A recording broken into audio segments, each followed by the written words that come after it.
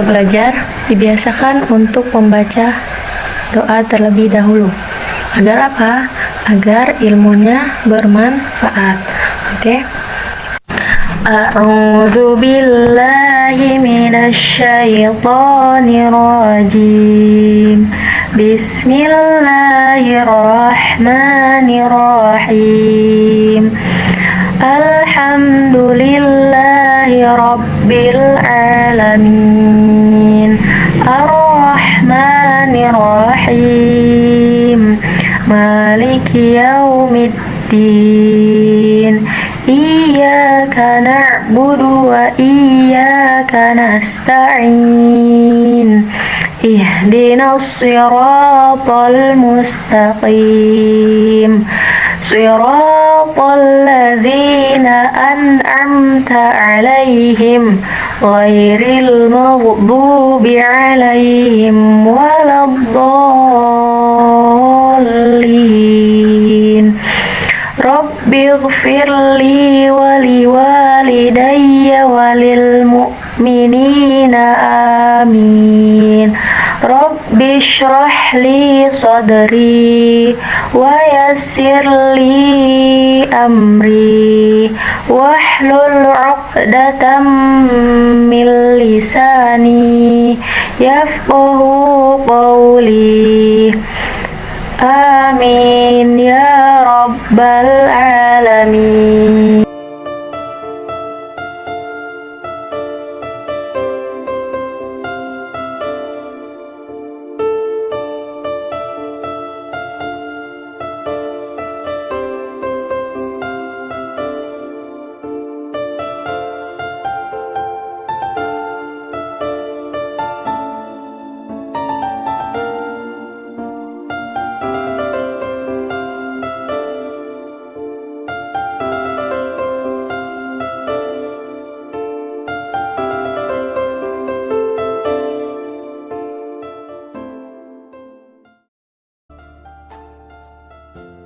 Bismillahirrahmanirrahim.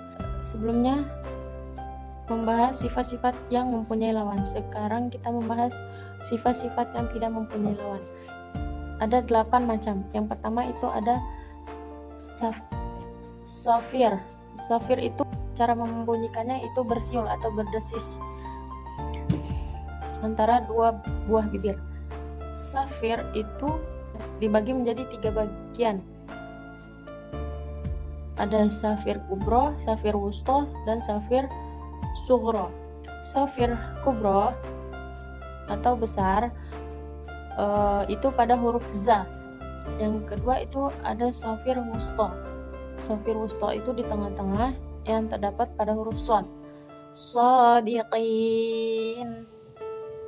Yang ketiga itu ada safir sughro. Safir sughro itu safir yang kecil, terdapat di huruf sin. Bismillah, bismillah. Yang kedua itu sifat yang tidak mempunyai lawan itu ada qalqalah.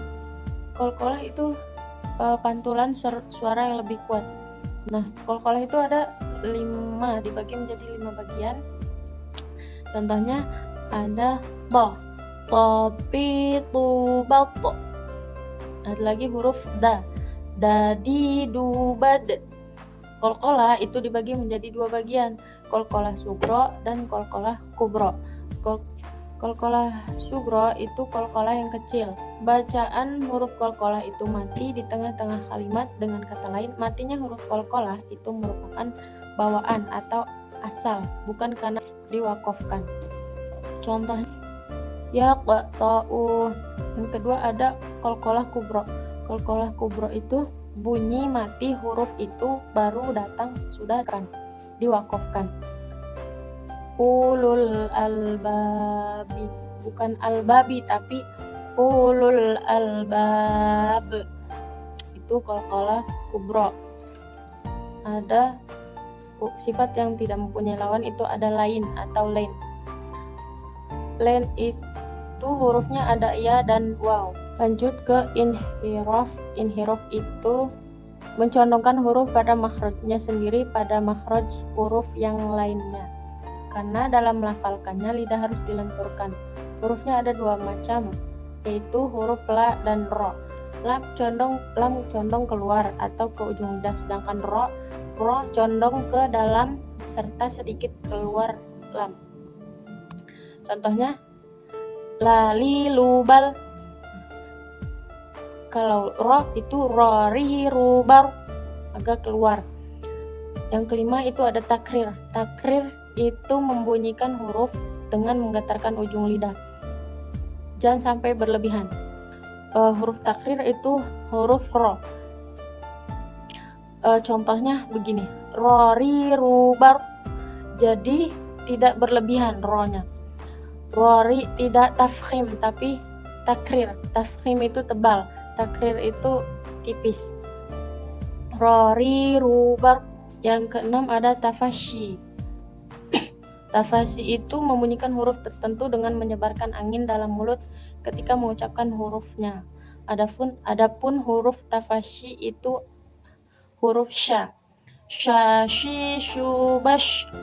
Contohnya syashi syubash.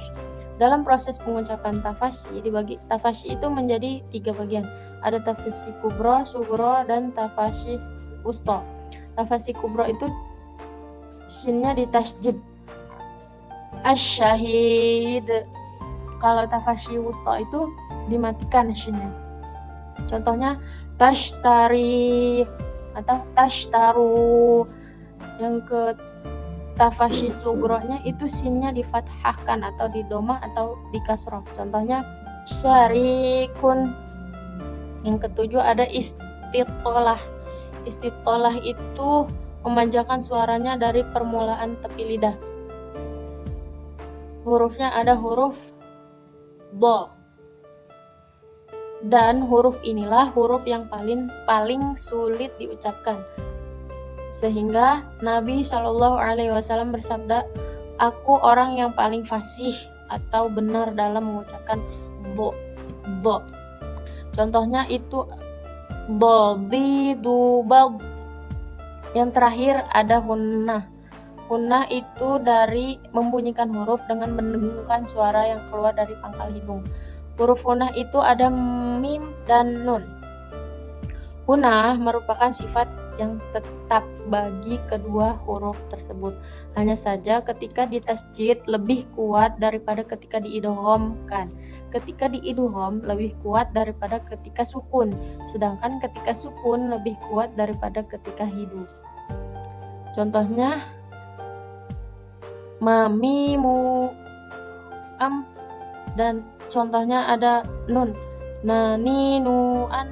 Sampai di sini saja menjelaskan tentang sifat-sifat huruf hijaiyah. Mudah-mudahan kita mengerti dari sifat huruf tersebut, memahami bagaimana cara membunyikannya, mengetahui mana yang sifat hurufnya tepat dan tidak berubah, kebalikan dari jahar ataupun hamas, dan mengetahui sifat-sifat huruf yang tidak mempunyai lawan dan yang mempunyai lawan.